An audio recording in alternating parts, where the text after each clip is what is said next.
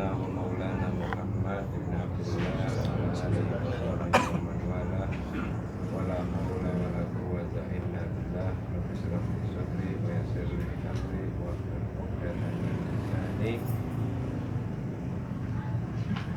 yafqahu qawli. Amin amin ya rabbal alamin. Amma ba'd. Ikhwani rahimakumullah,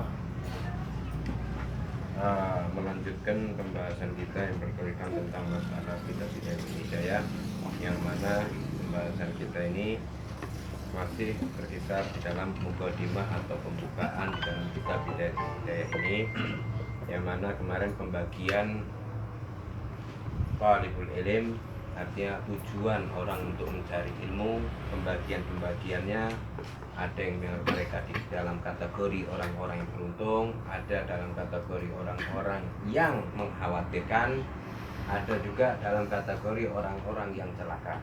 Waliyadzubillah. Kalau kategori orang-orang yang mengkhawatirkan ini, kalau dia tidak tobat maka dia akan celaka. Tetapi kalau dia tobat, dia akan kembali dalam kategori orang-orang yang pertama. Ya, kemarin kita sudah jelaskan satu persatu. Maka perlu kita ketahui di dalam itu semua, untuk kita bisa melangkah lebih jauh di dalam niat kita dan memperbaiki di dalam niat kita, yaitu dengan kita melakukan peningkatan ketakwaan kepada Allah Subhanahu wa Ta'ala, ya. Karena ketakwaan ini juga untuk mempertebal daripada keimanan, ya, mempertebal daripada keimanan kita.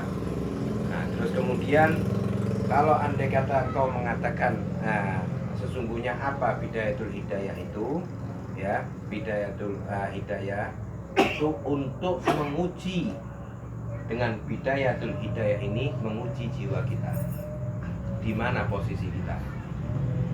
Jadi kitab ini seakan-akan berbicara kepada kita, engkau ini posisinya di mana sekarang? Dalam kategori apa engkau? Nah, ini kitab Bidayatul Hidayah ini menjelaskan semacam ini.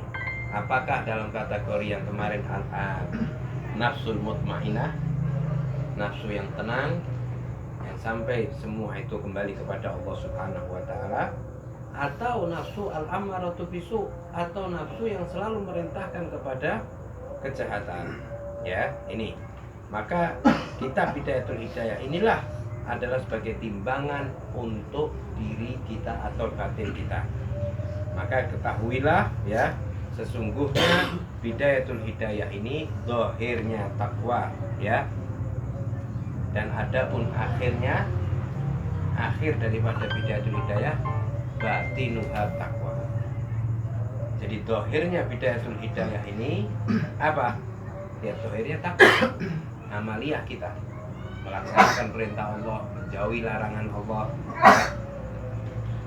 Tetapi belum tentu batinnya ikut takwa. Itu baru pemula. Itu baru kategori pemula. Tapi ada kategori yang nihaya. Nihaya itu puncak. Di dalam orang bertakwa ini sudah sampai pada derajatan puncak. Apa? Batinnya ikut bertakwa. Di samping zahir juga batin. Ya, itu yang dikategorikan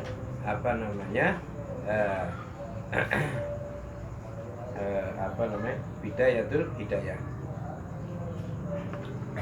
Tidak ada wala ghanimah, tidak ada keuntungan, kebahagiaan, tidak ada simpenan, ya, tidak ada simpenan kita kecuali illa bittaqwa, kecuali dengan takwa kita kepada Allah Subhanahu wa Ta'ala.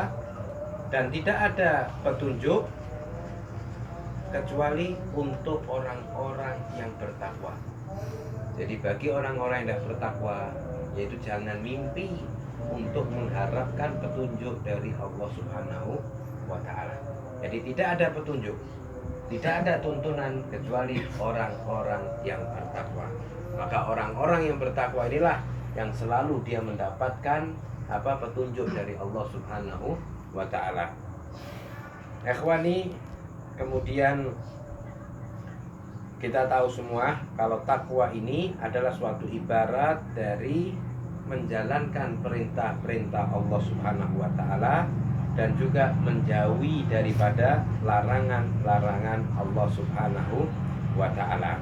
Maka perlu kita ketahui bahwa di dalam takwa ini yang tadi disebutkan ya, ada pembagiannya ya, ada dua pembagian yang mana Al-Imam Ghazali memberikan isyarat kepada ini semua secara global ya. Imam Ghazali memberikan secara global dan ringkas ya, daripada Zahiril ilmi at-taqwa fil qismaini jami'an ya. Di dalam zahirnya ilmu itu takwa di dalam dua bagian secara keseluruhan ya, yaitu apa? Adab di dalam ketaatan, adab juga di dalam meninggalkan maksiat. Nah ini, jadi ada pembagian ini, yaitu ketika itu adab kita menjalankan ketaatan, adab juga kita meninggalkan kemaksiatan. Ketika kita mau melakukan ketakwaan, kita melakukan ketaatan. Kita mau tanya, orang sholat tidak pakai baju sah tidak? Pusernya tertutup, lututnya tertutup, sah tidak? Sah. Tapi adab tidak? Tidak. Dalam sisi adab tidak. Dalam sisi adab tidak ada. Nah, begitu juga dikiaskan semua dalam pada amalan-amalan semua. Ya. Jangan kita sebagaimana yang disebutkan awal. Orang-orang yang mempunyai kategori itu yang terakhir itu yang ketiga, dia merasa dia melakukan perbuatan baik. Padahal itu dia menjerumuskan. Dia merasa dia melakukan perbuatan baik, padahal itu menjerumuskan dia. Kenapa? Karena tidak ada batin takwa, itu tidak ada. Maka ikhwani rahimakumullah, juga begitu juga dalam meninggalkan maksiat. Meninggalkan maksiat itu juga harus dengan adab. Bukan dia meninggalkan maksiat karena memang dia mempunyai kekuatan, tidak. Kenapa? Karena Allah Subhanahu wa taala Maha melihat. Allah Subhanahu wa taala Maha mendengar, sehingga dia malu. Ya, dia malu kepada Allah Subhanahu wa taala, sehingga dia meninggalkan maksiat mengharapkan ridha Allah Subhanahu wa taala. Ada satu kisah, seorang itu dijuluki sampai al-uturi, dijulukinya minyak wangi. Seseorang ini, lupa saya namanya. Tapi orang ini orang yang mempunyai wajah yang sangat ganteng, dan dia sebagai penjual kaki lima waktu itu. Nah, kemudian ada di dalam kerajaan itu seorang putri yang sangat cantik, tetapi karena melihat orang ini dia keedanan, dia senang. Nah, sehingga dia ketika itu disuruh prajuritnya untuk membawa masuk dagangannya itu ke istana. Sampai di istana, kemudian disuruh lagi sama ajudannya suruh masuk ke dalam kamarnya. Sehingga ketika masuk di kamarnya, langsung seketika itu dikunci. Karena ini seorang yang soleh, karena ini seorang yang muttaqin, ya. Ketika dimasukkan semacam itu, dia bilang kalau andai kata ente tidak mau melayaniku, katanya putri ini tadi, maka aku akan menjerit bahwa engkau kurang ajar telah masuk ke kamarnya putri tanpa izin dan ingin berbuat macam-macam. Oh ya, kata dia, ya, kata dia, saya siap. Tapi beri saya waktu untuk masuk kamar mandi dulu. Ayo, silakan. Masuk kamar mandi, maaf dia buang air besar dan dia lepoti semua badannya dengan kotoran. Ketika itu baru keluar. Jadi seketika itu jijik. Siapa namanya putri itu? Ya, kemudian diusir dan dia selamat dari perbuatan zina.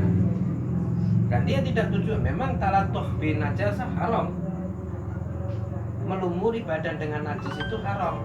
Tapi karena tidak ada jalan lagi, ya, karena dia berharap, karena dia satu orang yang fakir, kemudian dia juga orang yang tidak punya, yang artinya tidak punya, ya, bajunya itu semua isinya kotoran, karena jijik putrinya diusir. Udah, pergi kamu.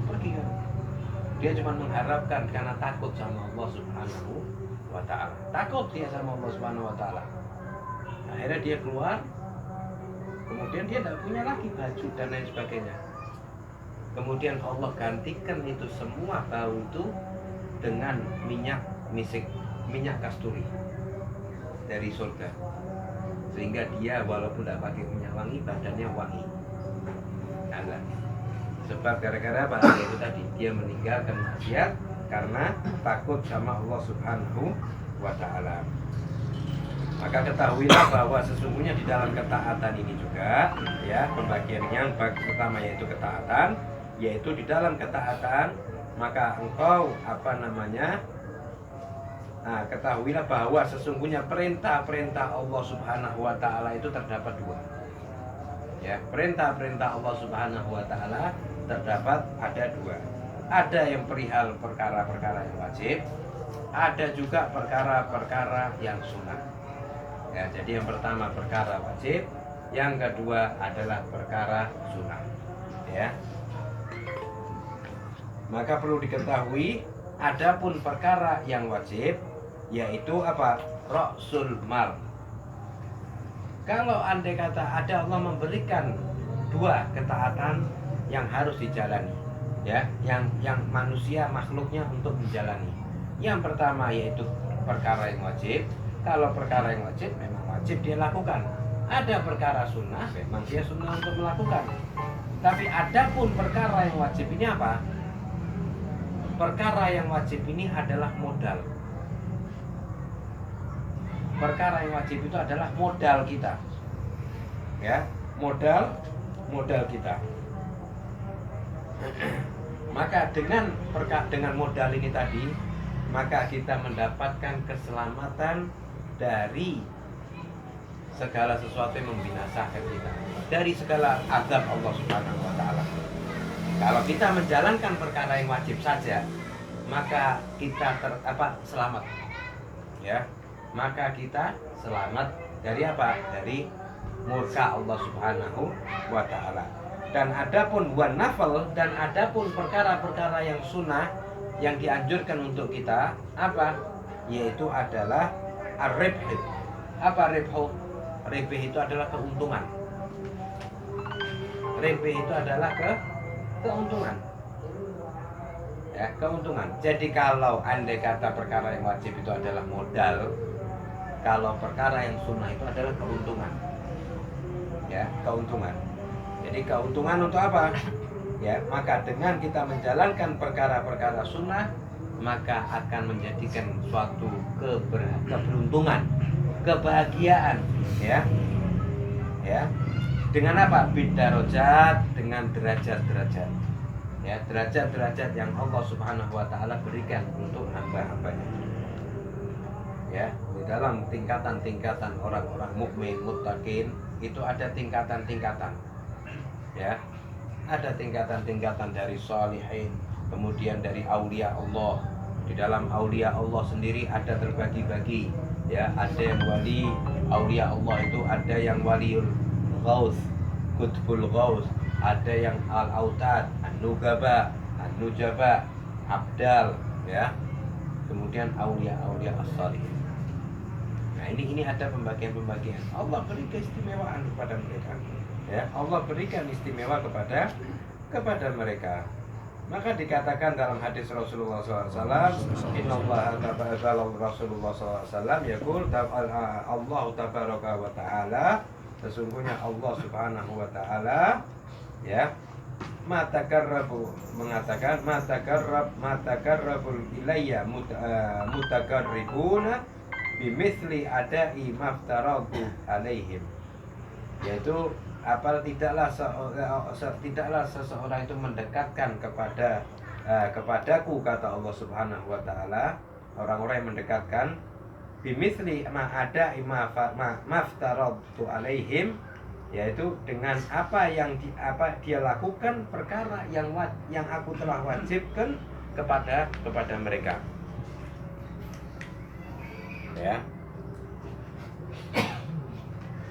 Jadi kalau mau mendekatkan kepada Allah Subhanahu wa ta'ala dengan perkara yang telah diwajibkan sama Allah Subhanahu wa ta'ala, ya sudah itu. batasnya mereka ini ya sudah pendekatan Allah kepada apa? Mereka dekat dengan Allah Subhanahu wa taala itu dengan mereka. Jadi apa? Itu cukup, artinya kalau kita mau tidak ada keuntungan, ya kita mendekatkan kepada Allah dengan perkara yang wajib. Lebih-lebih kalau perkara wajib itu tidak ada. Perkara yang wajib tidak ada, ya wis. Naudzubillah, ya. Sunnahnya ndak, wajibnya ndak, ya wis.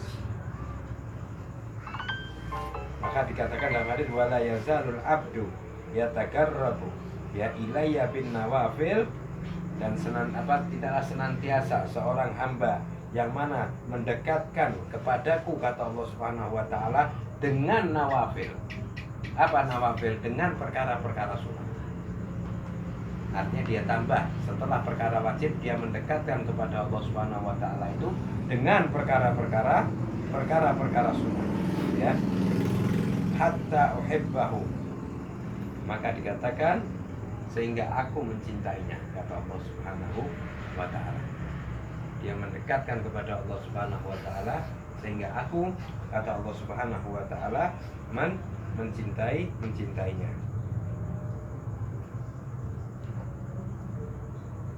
Fa idza ahbabtuhu, ya dikatakan jikalau maka apabila aku mencintainya, kuntu sam'ahu alladzi yasma'u bihi, maka aku menjadi, ya, sam'ahu, pendengaran itu menjadi pendengarannya dia.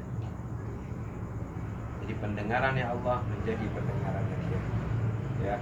Wa basarahu alladzi yubsiru bihi, dan matanya, pandangannya dia itu, ya, maka aku akan menjadi pandangannya itu yang mana dipakai buat memandang.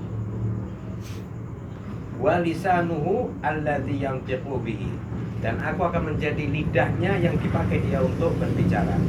Wa yadahu allati yabtishu biha wa rijlahu allati yamshi biha, dan tangannya yang dipakai buat kekuatannya dia, dan kakinya yang dipakai buat berjalan. Maka Allah akan menjadi itu semua. Maksudnya daripada ini bukan Allah menjadi itu kemudian matanya ini dan kemudian lidahnya Allah, dan bukan. Artinya itu isyarat Allah akan menjaga anggota badannya dia. Itu isyarat Allah akan menjaga anggota badannya dia. Dari pandangannya, dari pendengarannya, dari lisannya, dari tangannya, terjaga oleh Allah Subhanahu wa ta'ala. Dari pandangannya. Maka kalau sudah Allah Subhanahu wa ta'ala jaga daripada pandangan-pandangannya, ya sudah. Maka sampai dikatakan ittaqul firasyatul mukmin. Waspadalah engkau dengan firasatnya orang mukmin. Hati-hati. Hati-hati engkau firasatnya orang mukmin. Firasat itu artinya prasangka orang mukmin itu hati-hati. Kenapa? Fa innahu yanzuru binnurillah. Karena sesungguhnya dia memandang dengan nurnya Allah Subhanahu wa ta'ala. Ini, ya, karena dia memandang dengan nurnya Allah Subhanahu wa ta'ala. Maka dikatakan apabila orang itu mendekatkan diri kepada Allah Subhanahu wa ta'ala dengan perkara yang wajib, kemudian ditambah lagi dengan perkara yang sunnah, maka dia akan masuk kepada derajat apa? Ihsan. Derajat apa? Ihsan. Ya, derajat ihsan. Maka kalau sudah semacam itu, ya, maka itu nanti Allah Subhanahu wa ta'ala akan bukakan bagi dia hijab-hijab. Ya, Allah akan bukakan hijab-hijab. Jadi bukan hayal lagi. Ilmu yang Allah berikan langsung ilmu laduni. Ya. Jadi kalau andai kata kita melihat banyak sekarang orang-orang khoyal, ya sudah itu khoyal semua itu. Ya. Amaliyahnya tidak tahu kemana, hatinya juga tidak tahu kemana. Karena kalau kita melihat mereka orang-orang yang Allah Subhanahu wa ta'ala kasih kelebihan, mereka mempunyai satu dasar, yaitu qalbun sofi, hati yang bersih. Ya, hati yang bersih. Jadi kalau andai kata orang masih hatinya hekit, dendam, hasud, sombong, ya jangan berharap dengan hal-hal demikian. Adapun dia berharap dengan hal demikian, itu namanya khayal. wah saya bisa ini, itu khayal. Malah orang-orang yang demikian akan merasa bahwa dirinya akan mendekatkan diri pada Allah, tapi padahal langkah dia jauh dari Allah Subhanahu wa ta'ala. Ini jadi yang telah dijelaskan oleh Imam Ghazali, maka tidak akan nyampe ayyuhat talib, ya, walan tasilu ayyuhat talib ila qiyam. Ila apa maksudnya di sini? Tidak akan nyampe wahai orang-orang yang mencari ilmunya Allah Subhanahu wa ta'ala kepada derajat yang tinggi.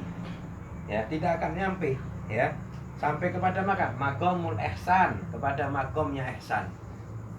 Ya. Wal haqiqah. Apa ihsan itu? Ya hakikat. Hakikat. Hakikat maksudnya gimana? Ya jelas. Apa makna ihsan? Anta budullah ka'annaka tarahu, fa in lam takun tarahu fa innahu yaraka. Itu maqamul ihsan. Apa ihsan tadi?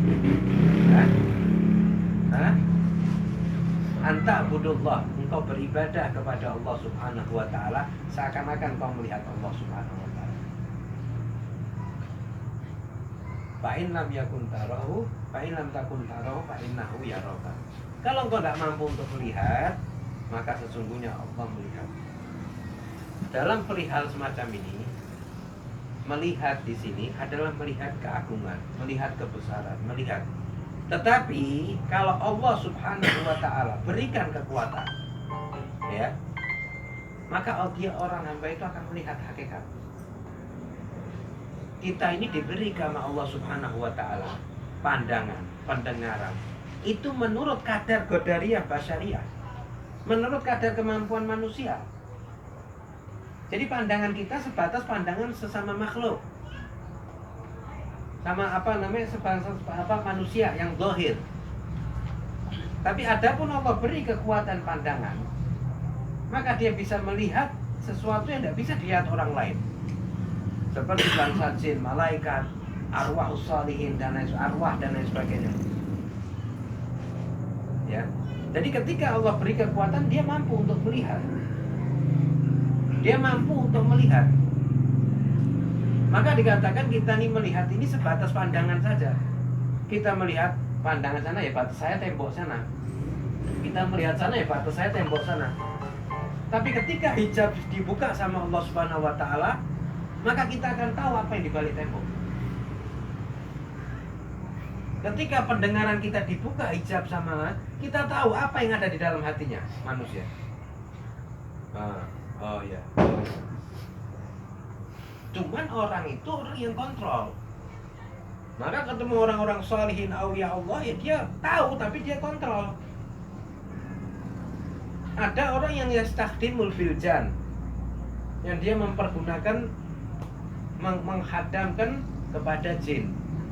Ada juga serupa, tapi itu dari jin. Maka kalau dari jin itu akan mantek kepada orang itu sendiri. Dia akan bertumpu, bisa jadi itu bisa menjadikan kesyirikan, seperti dukun-dukun dan lain sebagainya. Ya, dia butuh bantuan daripada orang jin. Kenapa? Karena akan kembali kepada dirinya. Tapi kita sama Allah Subhanahu wa ta'ala, kita berharap pertolongan Allah Subhanahu wa ta'ala, ya, dengan ikhlas dan lain sebagainya, maka selesai sudah urusan semacam itu. Ya, nah kata. Nah, jadi memang itu. Kita nanti di padang mahsyar, ya, di padang mahsyar nanti kebalikan. Bangsa jin tidak bisa melihat kita bisa melihat mereka. Ya, bangsa jin tidak bisa melihat kita bisa melihat mereka. Kekuatan dari Allah Subhanahu wa ta'ala. Dan nanti keistimewaan nanti, paling nikmatnya yang ada di dunia ini apa? Doa Nabi SAW ya, melihat Nabi Muhammad SAW secara nyata. Itu nikmat yang paling agung yang ada di dunia ini. Tapi nikmat yang paling agung nanti kelak di Yaumul Mahsyar, di hari akhirat, melihat Allah Subhanahu wa ta'ala. Melihatnya gimana? Ya jangan tanya. Ya sudah, nanti Allah beri kekuatan kepada masing-masing hambanya.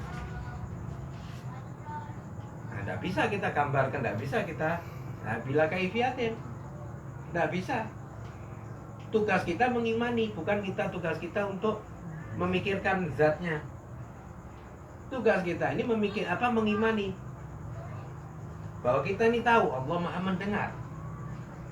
Kif kita mau berbicara dalam hati kita, kif kita mau berundel, Allah Maha mendengar. Apa yang dalam hati kita Allah Subhanahu wa Ta'ala tahu semua. Kif kita mau sendiri, Allah Maha melihat. Nah, penerapan semacam ini itu adalah di dalam ilmu ihsan. Ilmu ihsan yaitu ilmu tasawuf. Penerapan semacam ini, ya. Maka ada satu seorang guru yang mana dia mencintai salah satu dari muridnya, sehingga murid-murid yang lain itu agak cemburu. Dan ditanya guru, kenapa engkau lebih mencintai ini? Oh, enggak, sama saja. Ya sudah ya wala, ya udah, dia bilang nanti cuma besok membawai ayam satu-satu ya, udah sama bawa besok. Ya, kemudian sudah sampai diamkan satu persatu. Kemudian engkau sekarang berpencar, sembelih ini ayam, jangan sampai ada yang melihat. Siapapun, jangan ada yang melihat. Walhasil jangan ada yang melihat. Tidak boleh ada yang melihat. Ya betul, udah semua. Kamu ada yang melihat? Tidak ada yang melihat. Tidak ada orang yang melihat. Tidak ada. Tahu sih. Murid yang satu yang dia cintai datang dengan membawa ayam yang masih hidup dengan besonya tadi. Kenapa yang tidak sembelih itu ayam? Dia bilang, aku tidak mampu nyembelih ini. Karena engkau beri persyaratan tidak boleh ada yang melihat. Karena sesungguhnya Allah Subhanahu wa Ta'ala Maha melihat, sehingga aku tidak mampu. Kalau engkau tujukan itu kepada tidak boleh ada orang yang melihat, maka saya bisa untuk melakukan. Tapi kalau tidak ada yang melihat, saya belum mampu melakukan. Karena sesungguhnya Allah Subhanahu wa Ta'ala Maha melihat. Ada kedudukan yang nanti, ya, kedudukan orang yang nanti. Ada murid, ya, seorang murid yang betul-betul mengabdi betul.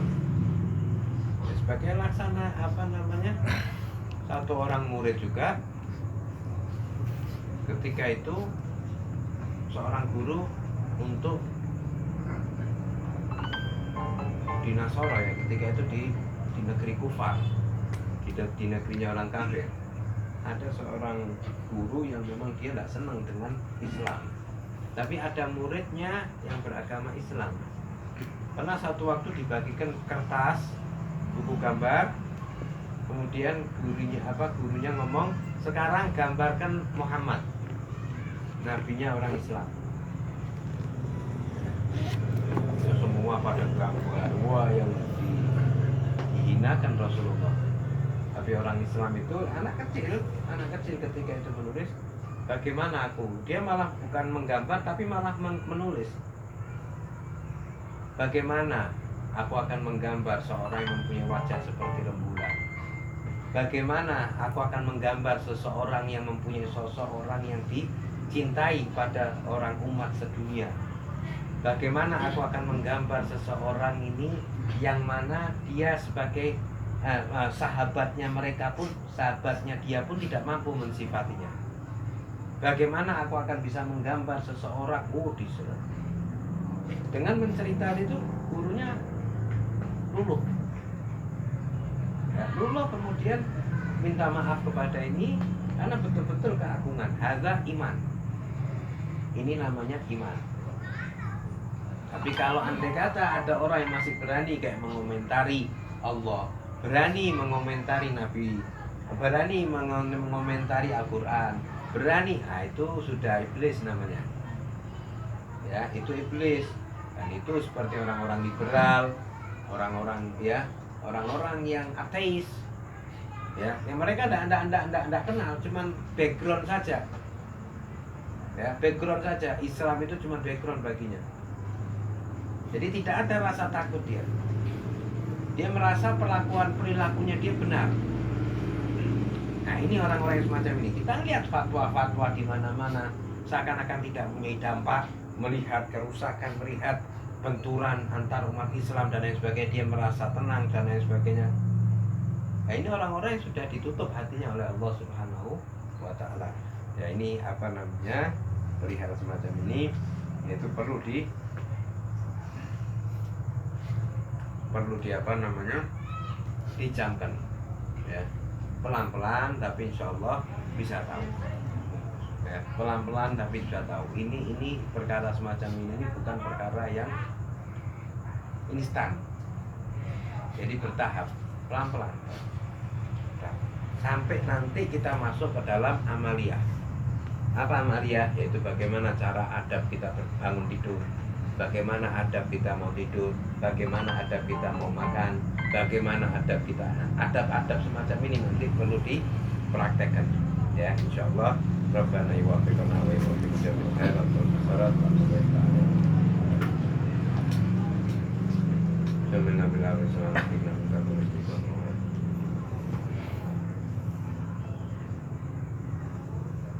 Alhamdulillah.